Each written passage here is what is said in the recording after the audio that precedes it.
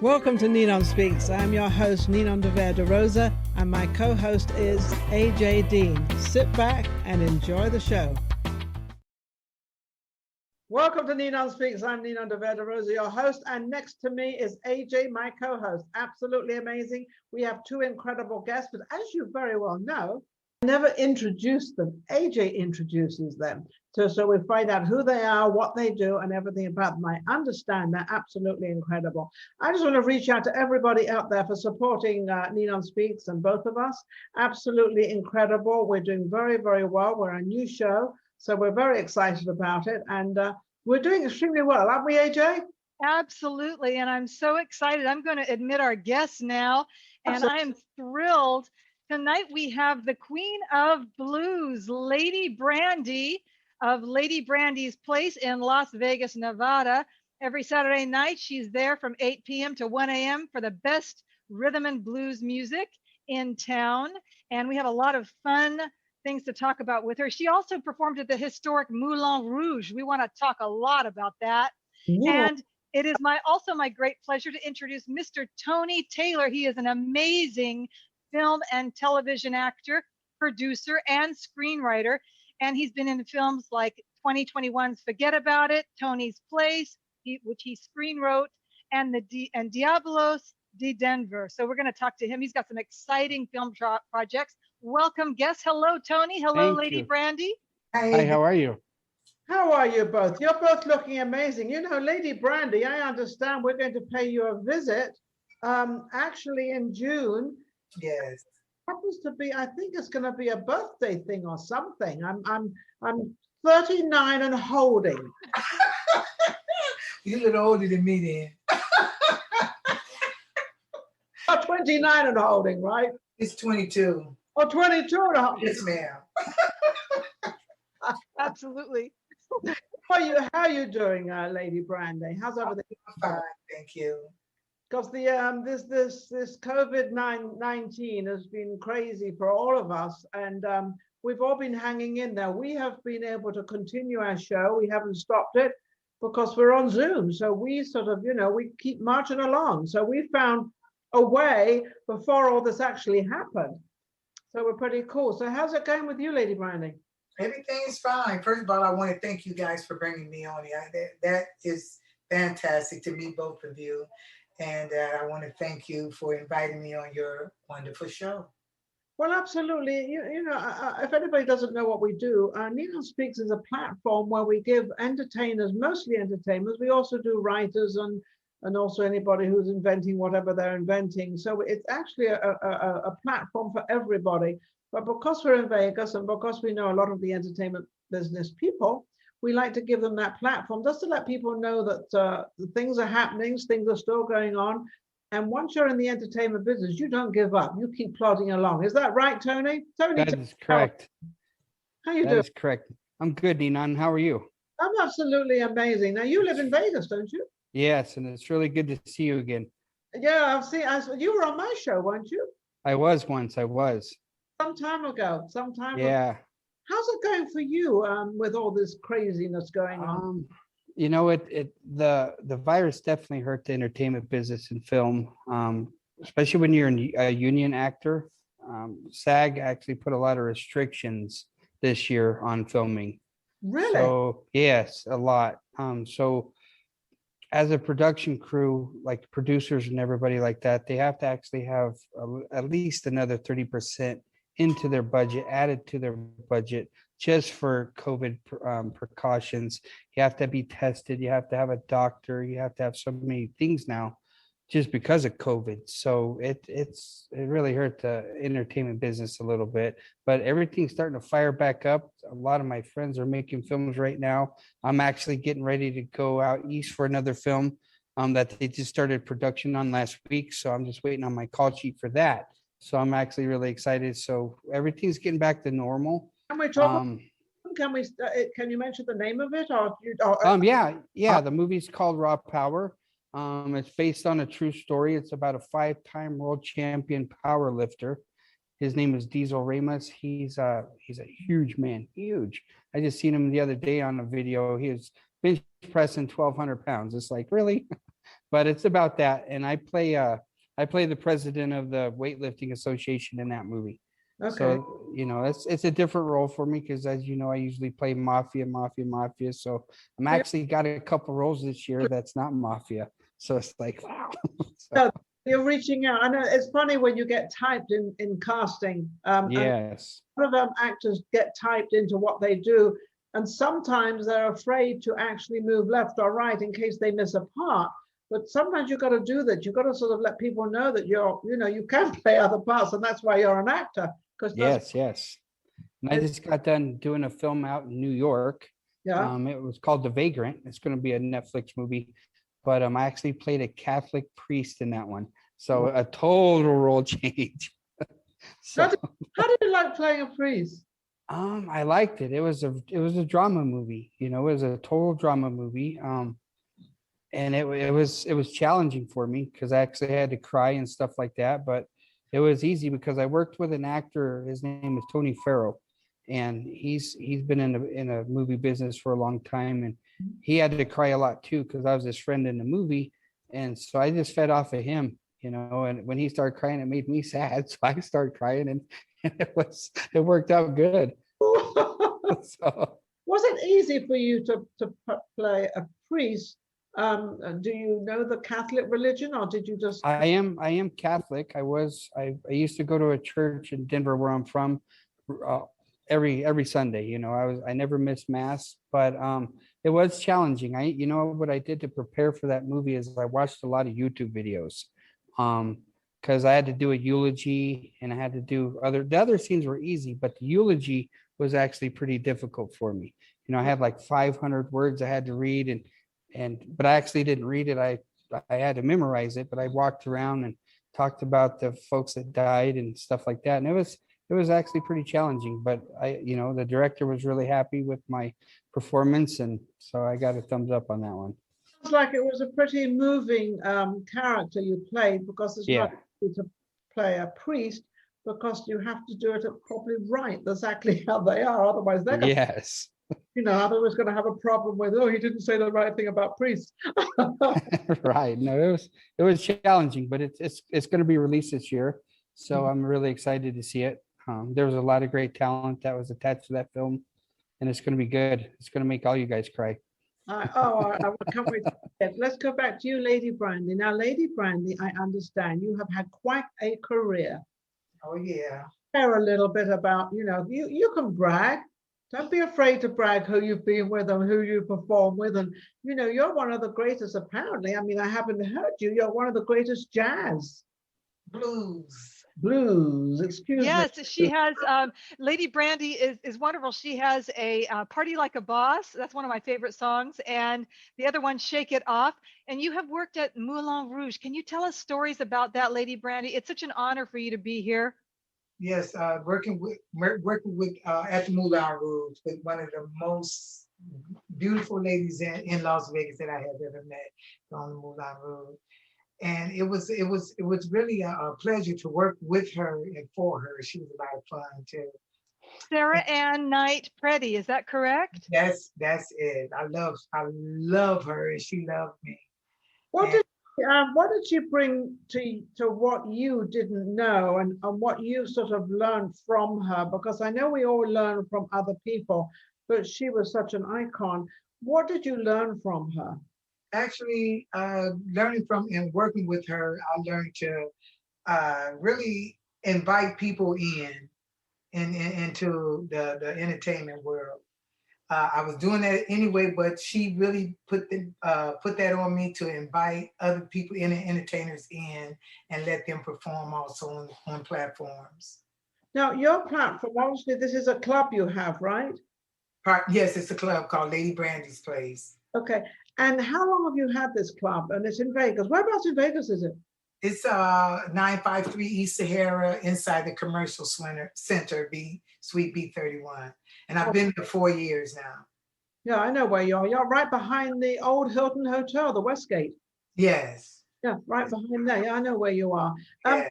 How have you been managing through the COVID-19? Because you've been shut down, and then you've opened with 25%, and then you can build up to 50%. And now I don't know what rules they've got. I have no idea. Yeah, right now it's at 50%.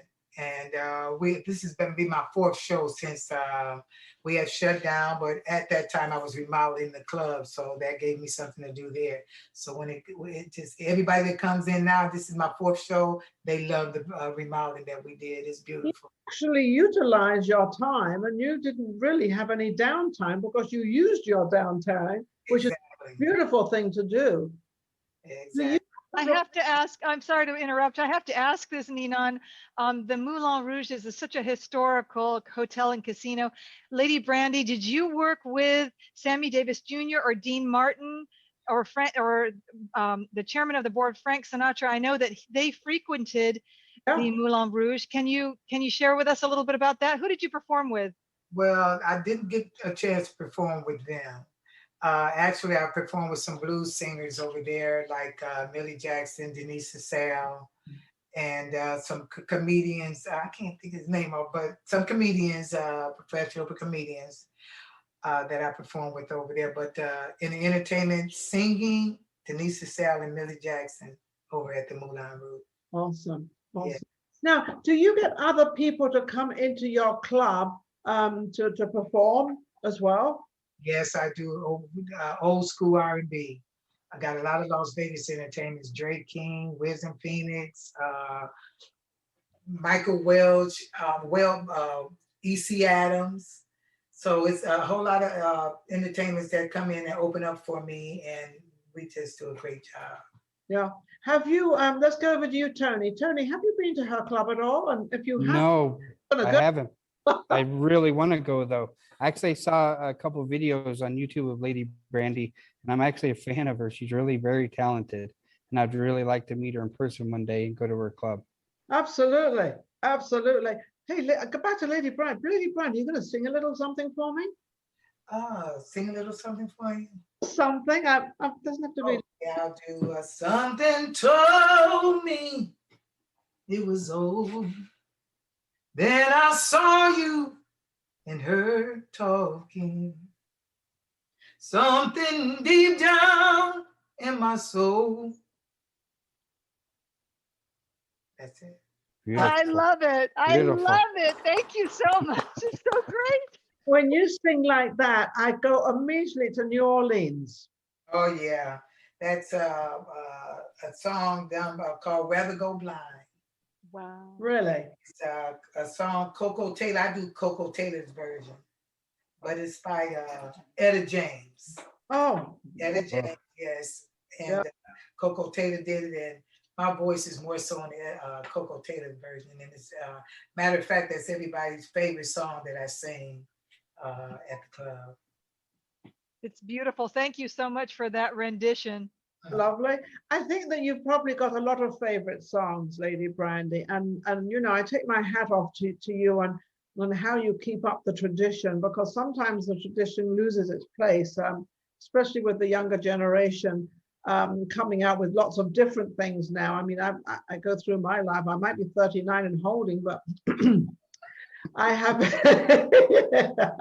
I have been through different eras of sort of, you know, what goes on in the music industry. But for what you do, it seems to stay there. But there's people like you that keep it there. How have you managed to do that? Is it just the tenacity of what you do with your club? Yes, it is. Music is my life.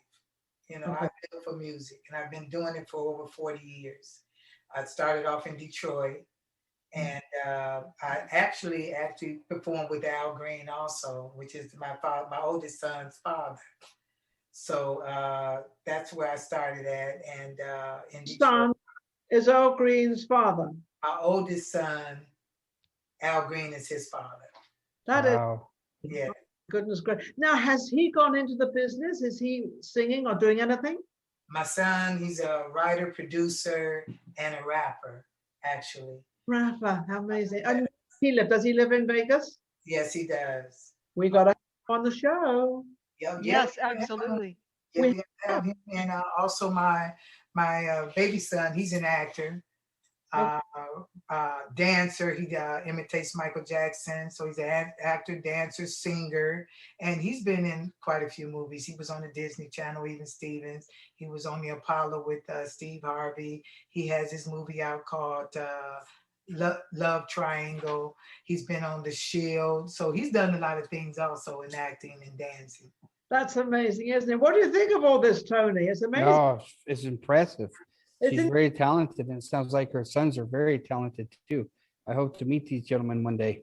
Oh, yeah. so, especially in the acting business, because Yeah, you can all help each other with the people you know, the people they know. And this is the whole idea of actually what we do is that you two could sort of get together, or you go to her club and meet up with her, and you can help each other and, you know, bring people there. And, you know, that's how it kind of works. yeah. Yes, because Tony has extensive background. He went to the film college in Denver, Colorado. Isn't that right, I- Tony? I did, yeah, the Colorado Film Institute in Aurora, Colorado. I did. Yep. Have you always done acting? And if you have, few little places or names you like to bring up. Yeah, I've been in acting for 10, 12 years now. And I'm finally starting to get to a place the last couple of years where I'm getting some really good parts, really big roles, and some really bigger movies, you know, which is good, which is actually going to be in theaters and Netflix and places like that. So I'm actually very blessed for that. But gosh, I've worked with some really great people. I mean, this summer I get to work with Tom Sizemore. You know, we're going to do a movie down in Houston called Old Man Jackson. It's a comedy movie, and me and Tom Sizemore is going to be the gangsters in the movie. But I mean, Robert Lasardo, Danny Baldwin, I met these people, so, and had a chance to, you know, learn from them as well, because they're all really seasoned actors. And that's one thing I've learned about some of the veteran actors is a lot of them are really helpful. You know, they will help you with your craft and give you pointers and stuff like that, because you can go to school all you want, but when you're actually learning the tricks of the trade from the guys that's been down a long road, it's an honor, you know. So I'm always happy to help people if I can in any way, you know. I'm always about that.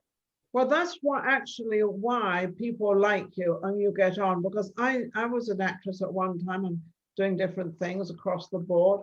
And you have to be liked, and you have to turn up for the job. You have to know your lines, and you have to know all this. Right.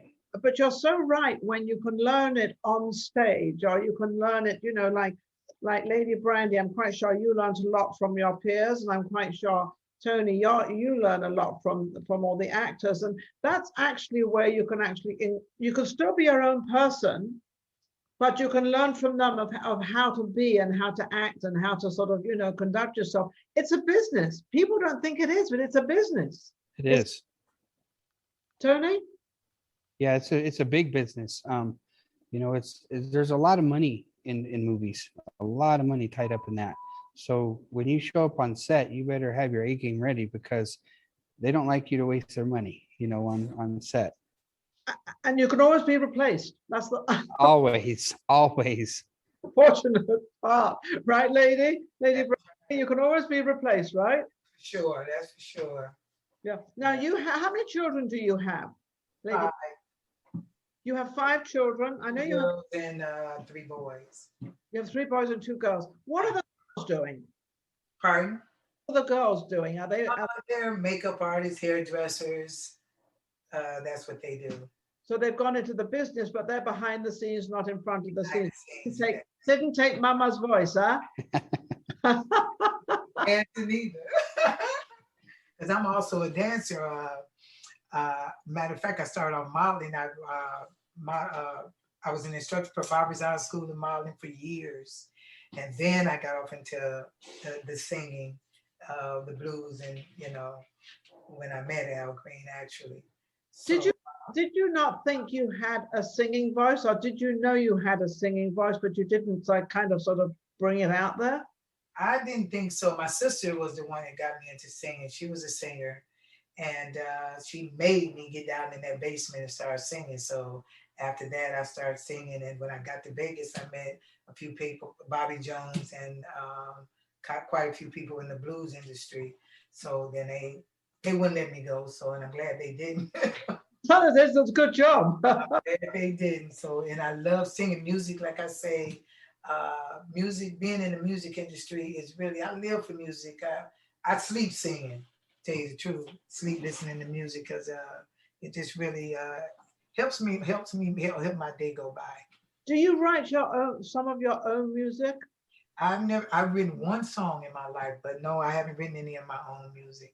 Why don't you do that? Why wouldn't you? Because you're so accomplished and you've known so many people and you've done so well. Why haven't you edged out on that? You put a little like you can't do it because I know you can. It's not that I can't do it. It's just that I never thought about doing it. It's a lot of people that want to write for me. So when they start writing, I just sit back and Let them do the work. and enjoy, you know. You But go. I am thinking about a song. I lost my sister New Year's Eve. I mean New Year's Day actually, and she sang, and I was going to do something, write something for her. And then you can present it to her on New Year's. Yeah. Would be beautiful. Keep it as a surprise for. Well, I don't know if there's going to be a surprise now. No, But the great memories of my baby sister, because we did a lot of things together. She also performed at the Rouge with me, so it would be in memories of her. absolutely, or absolutely fantastic. Maybe AJ, maybe we can get her on the show as well. Can we get on the show? That would be great. Would you let your sister come on since you've been on? Not that sister. Oh, okay. That sister, that's the one that I lost. Oh, DC's, yeah. I I'm lost so her sorry. Day. Yeah, that's the one. One you lost. Yeah, but my two sons, yeah, they anxious to try to get on here too. Absolutely. Uh, Tony, what got you into the movie industry? Because you've only been doing it for 12 years. Obviously, you didn't start at 16. It's actually kind of a funny story, Ninon. In Denver, I used to belong to an organization kind of like the Elks Club, but it was called the Italians of America. And what it was a nonprofit group that raised money for charity and stuff like that. And the president of the association, his name was Tom Lingrani. Mhm. And he had a friend from Hollywood that was the director, and they were making a movie in Denver. And he's like, Tony, I think you should really try and get in this movie. I was like, I don't want to be an actor. You know what? And he's like, no, really, just try. So he got me an audition set up. I went down to the studio that they had in Denver, and I walked in. There was a bunch of bright lights. There was white curtains everywhere. I remember it like it was yesterday. And so I sat on a bar stool, all these lights in my face. The director's like, did you bring your monologue? And I was like, what's a monologue? And he's like, what? And so he handed me a monologue. I read it. He's like, you're not an actor, are you? And I was like, no, I'm not. And he got so mad. He's like, you wasted my time. Get out of here. You're never going to be an actor. And that kind of upset me. I spewed on it for a few days. Mhm. And then I was like, you know what? I'm going to show this guy. So I actually enrolled in the Colorado Film School and learned acting stuff. I learned how to dance. I learned how to sing. I learned behind the cameras. I learned a little bit in front of the cameras. And after I graduated from there, I got a couple of short films I did right away, just to say I can do what I want to do, and then I did a theatrical play for like 6 weeks, and I'll never do that again, ever, ever, ever. But that's the real talent, guys, right there. But that's why. And then I actually enjoyed it. And so I just kept on and kept on and kept on until, I had a couple smaller agents back then. And then I finally got to a point where I'm at today. I got a really good agent in LA. I got a good manager in LA, so things are good for me. I can't complain, but I enjoy it. I really love it. There was persuasion on your side, and you suddenly realized that there was something within you that you could do that you didn't realize that you could do, all because of your friend. Yeah, That really, it's true. Yes, he was the one that really got you out there, which is amazing. What about this Netflix thing? Now, Netflix and all these other arenas are out there. Has this helped the industry? During the pandemic, it really has helped the industry, because now Netflix is actually, I don't know if you've watched Netflix for a while, but they're actually getting movies from all over the world that other countries are producing, and they're putting it on Netflix. But a lot of the bigger movies that would be going to theater right now, they're still coming to Netflix. So Netflix is really, really growing a lot right now. I'm hoping one day that everything gets back to normal. We can all go back to the theater and watch movies and eat popcorn and enjoy it just like the old days, you know. But Netflix is definitely taken over on the film side of it, Certainly, and yeah, it's wonderful. it is wonderful. AJ, what would you like to ask? Yes, I wanted to ask Tony first. I've got a couple questions for both Lady Brandy and Tony. How was it to work on the movie Forget About It in 2021? Can you talk a little bit about that? And then also you wrote for Tony's Place, which is really, really cool. Can we hear about that as well, Tony? You bet. Tony's Place was filmed probably 6, 7 years ago. And I used to work at a radio station, and I had a show. I was a host of a show, and then the program director, he's like, "Let's come up with something really cool." So I actually came up with the idea of Tony's Place, and it had like 20 different characters, and I'd bring them into the radio station every week, and I'd record their lines, and I built the show, and it was so popular on the internet that I had an idea one day, let's turn this into a movie. So I wrote the script for it. I found a production company. They started turning it into the film. They changed the script a little bit, but it actually was a pretty funny movie. It was based in the 1940s, and it was about a small town in Nevada that root beer was illegal, and it was like prohibition, but it was root beer, and it was pretty funny. That is I love root beer. That sounds great. Yeah. And So, then Forget About It 2021. How was that? that movie is still not quite finished yet. That is a bigger movie. It's actually a $16 million budget movie, and that movie's still in progress right now. But there's a lot of, because Tony's Place was a $30,000 budget movie. Okay, now Forget About It's like I said, $16 million, and these other movies that I've been working on, their budgets are really a lot higher too. So there's a lot more puzzles and a lot more people involved in these movies. So it's just like, wow, okay, let's just wait and do that's it. It's yeah, that's I why. think I think that's amazing. Ninon, I also want to ask Lady Brandy, who did she when she worked at I'm sorry, when she performed at the Moulin Rouge, what kind of songs and performances did she do, and what did she enjoy? What are her great memories of that time? Because it's such an important time. Yes, it was. I had a couple of favorite, like I said, a lot of people had got their favorite songs, you know what I'm saying? Which made me feel really good. Uh, they like me to do that, you know, the bluesy blues, you know, I'm down right. I can do that, Don't Jump My Pony, Rather Go Blind, Hey, Mr. Sexy Man. Quite a few, and working at the Rouge with Sarah Ann. Sarah Ann's favorite song, like everybody else, was I'd Rather Go Blind. And that's what made me carry that to where I'm at now, because back then Miss Sarah Ann liked that song, and she meant a lot to me. She was a very special person to me, and working at the Rouge and meeting the people that I've met. Gladys Knight, I met her over there. Who else? I would say Patti LaBelle, just meeting them. Frida Payne.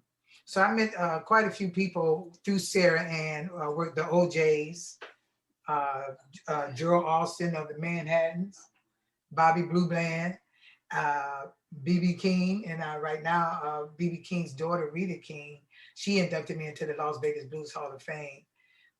So I was inducted into the Las Vegas Blues Hall of Fame.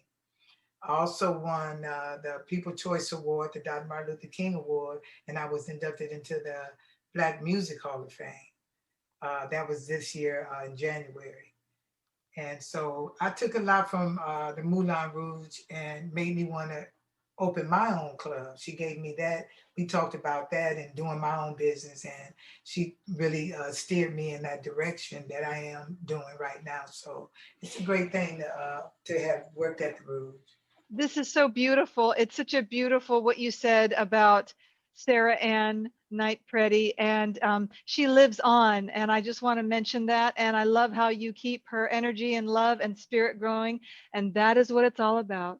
Yes, it Yes, is. you're absolutely right, AJ. And I think it's both of you, Lady Brandy and Tony Taylor. Both of you are going ahead. You're not letting anything get in your way. You're continuing to move forward and to put where what you've everybody else has learned through the years, and you're continuing it. And I think that is one of the greatest things you can ever do. But Vegas is like this. This is what Vegas is. Vegas is a place where you keep moving forward, and there is so much competition here. But obviously, you are the competition, Lady Brandy. You're very, I mean, everybody knows you. Look what you've achieved. When you look back, what is the greatest thing in your heart that you think that really made you excited and say, wow, I've got here? The greatest thing that made me excited Where you are now. was that the way the people react to me, the way I got a lot of fans, and that makes me really feel good, And even with people like I said, Rita King, BB King's daughter, coming to ask me to perform and do BB King songs, and it's just a lot. God has blessed me to do and work and meet with many people in my life, and I'm appreciative for that, and which made me bring other performers into doing what I'm doing, bringing them into my club and welcoming them into my club, and we doing our thing. It's a great show because the people that I'm bringing in are great entertainers. Dre King, oh my God, they all are great entertainers. So and we've been together for a while. I'm basically really the only one in Las Vegas that have the same band for almost 15 years. Oh my goodness. Change band members like that. Yeah. So you bring a lot of the younger generation into your club that really aren't out there and their names not known, and you give them a platform to actually sort of perform. Yes, I do. Matter of fact, I have a recording company that I'm opening up called GI's Genuine Inner Circle Entertainment, which bringing in my son D-Love Stacks, that's his rap name. Yeah, he's doing the studio and bringing in different artists, younger artists, and my son Byron, he's going to have an acting class that he teaches, and I'm going to have a modeling class as well as fashion entertainment shows. So I do have a lot coming up once we get through this COVID thing. We do have a lot coming up, and I am very proud. And my husband, MC Duke Mills, he sings on the show, and he's the MC of the show. Oh, how fun. So it's kind of keeping it very family. Isn't that wonderful? Yeah. I think that's amazing. Tony, let's go back to you, thinking about your acting, but not even acting, even whatever you were doing before. What can you think of which sort of really made you feel so good and so actually proud of yourself?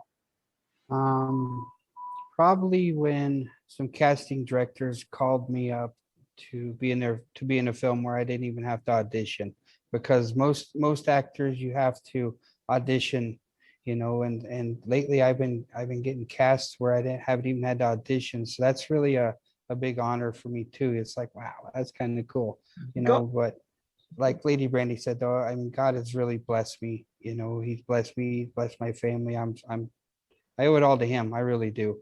Because I ask God all the time to lead me in the direction I should be in. And, I let him take the reins, and he points me in a direction. And sometimes I'm a little stubborn, so he gives me a kick from behind, but I eventually get there. But it's, I'm just blessed where I'm at, and I hope I can keep on the same journey that I've been on for a while, and hope I get to meet a lot of nice people like you and AJ and Lady Brandy. I really, really enjoy listening to you. I'm a fan. I mean, I am a fan of you. So I'm ready to come to your club. We're looking for you to come to the club. Ready. So. Descend upon you, Lady Brandy. Tony, where can people reach you if they need you for any acting jobs or anything? How can you be reached? I have actually two Facebook pages. I have a personal page in which I contacted you on AJ, and then I have an acting page. And then I also have Instagram, Tony Taylor 44 at Instagram. I don't have Twitter. I don't ever really get on Twitter, but Facebook and Instagram. Well, I think Twitter is just a place where you put a remark in. I don't think Yeah. to find anybody, but they seem to find all the wrong things. I don't know. A bit of an upheaval, but Twitter is Twitter. I love the name of it. It's great. Lady Brandy, how can anybody reach you? And you gave me the address of your club, which is on Sahara, but you go ahead. Yes, like I said, it's 953 East Sahara, and it is called Lady Brandy's Place. And you can reach me at on Facebook, Lady Brandy's Place, website, my website, definitely, which is queenladybrandy.com. Okay. And or you can call area code 702-513-4592. There's a woman that doesn't mind giving her phone number out. Well, that's the business number. You know, you got to do the business thing. Fabulous. Why not? Do you have a phone number as well, Tony, or you rather not? I'd rather not. That's okay. Well, if they're gonna call you, if they're gonna call you on the phone, how am I gonna get any business if I don't give out my business number? That's not my personal number or my cell number. That's Lady Brandy's Place number. Because they're going to make reservations to come and see your show, right? That's what I'm saying. Yes, and I can't wait. I'm so looking forward to it. I can't wait. I'm so thrilled. Well, I want to thank everybody out there. We're coming to a close. I want to thank everybody out there for watching all these Vegas performers and all these actors. It's absolutely incredible. I want to thank AJ for putting a lot of this together. She actually kind of puts everything together. She is the producer. She's also the talent director. And then there's me. I just float around here. I don't know what I do, but I do something, whatever. But people reach, like Tony, he sent me an email and then I passed it on and we put it around. And that's how. So anybody out there that would like to be on Ninon Speaks, please get in touch with us. There's Ninon Speaks. We're all over the place. We're on Facebook. We're on Instagram. We're on YouTube. We're everywhere.